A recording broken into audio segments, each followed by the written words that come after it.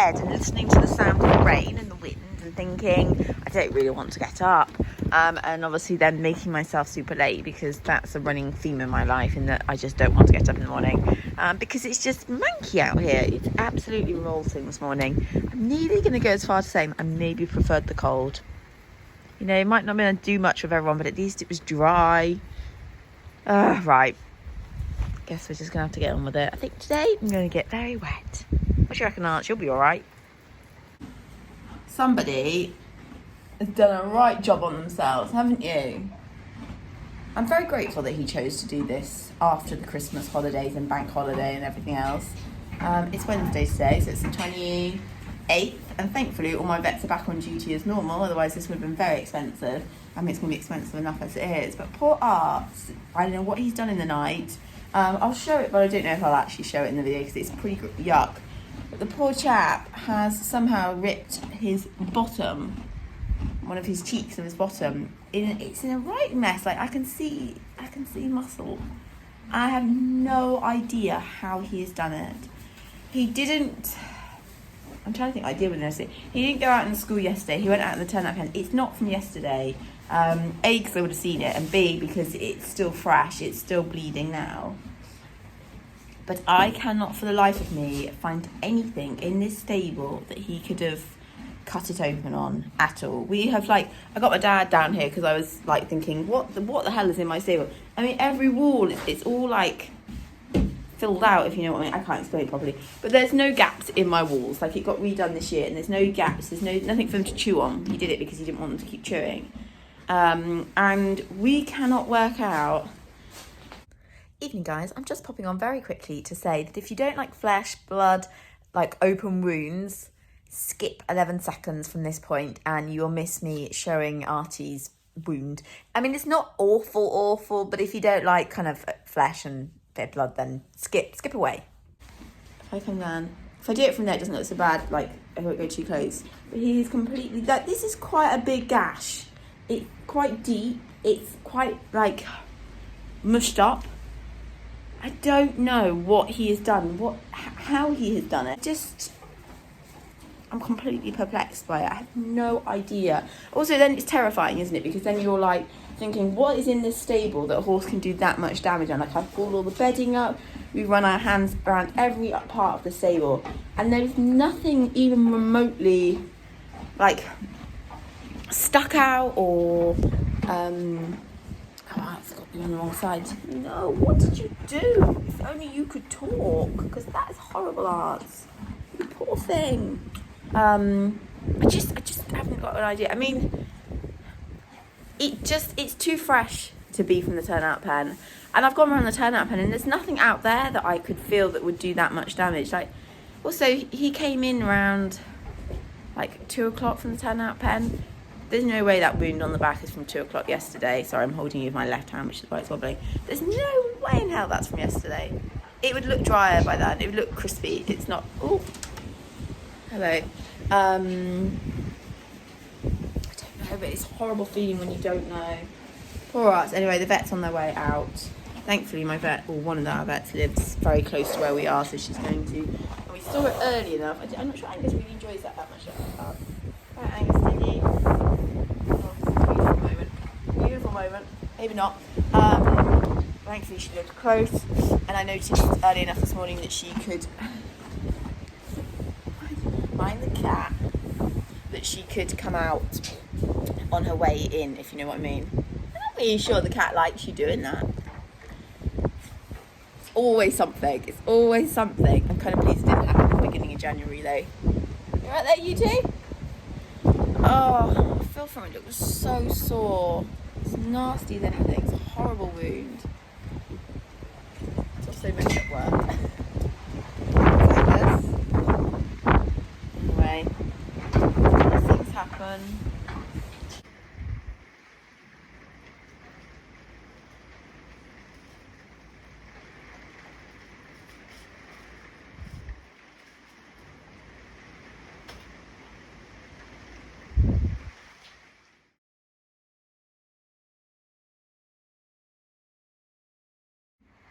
One massive plaster on someone's huge backside. It was actually really was quite a nasty wound, and once she sort of all clipped it out, and yeah, she amazingly, and I've probably put the pictures in of her of it stitched up. I mean, how she managed to stitch that together, because there was not much in skin and sort of things to pull it together, so she did a fantastic job. I mean, the likelihood is he may end up with a bit of dead skin there, but if it tries to just initially stop infection entering, that's good.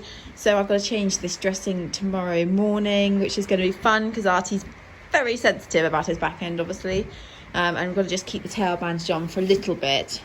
I don't really like leaving tail bandages on, but just to try and stop him from smacking it one, and it just getting in there. But yeah, it's he's got a little drainage hole because it's obviously going to get very oozy. You could see the muscle flickering, which was a bit gross. What a Wednesday morning. It's still so wet out. I was like, part of me is quite happy that I couldn't actually go to work first thing because it's miserable out there. I mean, it's not stopped raining the whole time she's here. The vet was here for about an hour, about a good hour, because took quite a bit of time to stitch it up because he'd obviously gone through a few layers. So poor chap, he had a bit of sedation, obviously, and had some local put in his backside. Honestly, horses are troublesome. They cost you a fortune. Anyway, yeah, poor Art. I'm so absolutely perplexed on what he's done that on. It's such a big wound, and sort of, it was very clean as well. Interestingly, it was quite clean. She said it was surprisingly clean. So I just no idea. Definitely fresh. She said it wasn't yesterday, because as I said, I turned him in the turnout pen yesterday. I was thinking, did he do something in the turnout pen? And I didn't see it. But no way, it was still bleeding when she arrived, and it was only just starting to swell. So sort of probably looking at around like 5-6 o'clock this morning. So really fresh. But I just don't understand. So I missed my first job this morning. Not really feeling like my second job, to be honest. It's beastly out there. It's just, and it's meant to be heavy rain for like the next hour and a half as well. I'm wondering, I'm kind of, you know, when you're like secretly hoping you're going to get a message going, do you want to give today a miss? I'm thinking, please have that message come through, please. I want to cover Art's bottom up, but not entirely with the rug. Oh, animals. I'm slightly gutted because I've got to go back to work. So the work that I didn't do this morning because of Art, I really thought they wouldn't want me because I'm not going to get there till like 2:30, and I just thought they won't want me. Like, I think it's too late when I get there for 2:30. By the time I've tapped up and got out, it's going to be like 3 o'clock, and I think that's too late to be riding. But otherwise it's going to start getting dark, and it's such a grisly day. But they still want me. I was praying they were going to say no, don't worry about coming in, but they were like, no, you can still come in. I was like, oh yay, great. I don't want to go in. I mean, it's not raining as much now. Don't worry, I'm not on the road, I'm on the drive. It's not raining as much now, but it's still pretty windy, and it's just a manky day. But yeah. I was so convinced they'd say don't worry. I got that wrong. Anyway, better get on and get it over and done with. Worst of all, by the time I get back, it's going to be dark, and I'm not going to be able to hand walk Sienna and Coop out, which is really frustrating, but there's nothing I can do about it. I'll just have to lump it today, and it'll have to have a inside kind of day. So yeah, but anyway, damn it, backfired. Probably shouldn't have said anything. It's good, really. I'm going to need the money to pay the vet's bill off, but yeah, I was sort of really hoping I wouldn't have to go. It only just occurred to me, guys, that when this video goes out, it will in fact be New Year's Day. So a very happy new year to you. I really do wish you good health and fun and excitement for 2023. I'm quite happy to still wave goodbye to 2022.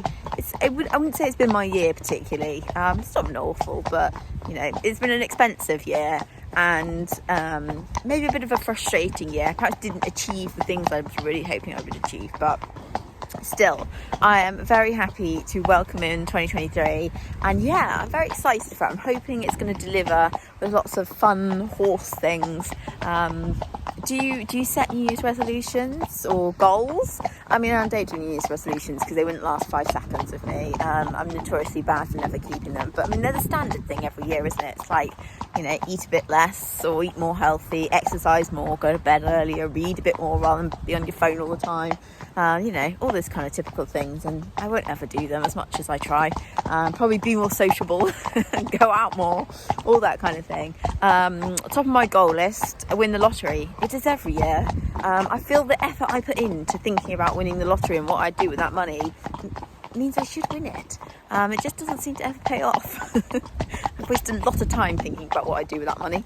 I think really this year's goals is all kind of just to have good fun, trying to get the horses out and about, I guess. I'm really excited to continue my YouTube journey. It's such an awful thing to say, isn't it? It's so cringy.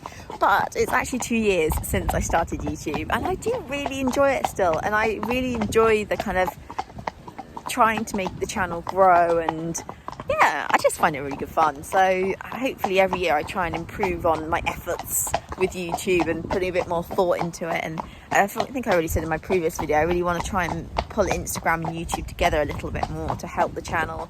So those are kind of my thoughts on that. And I don't know how much I spoke about my little mini stock pin business. I mean, business is a bit of a far-fetched word. Don't keep biting him, please.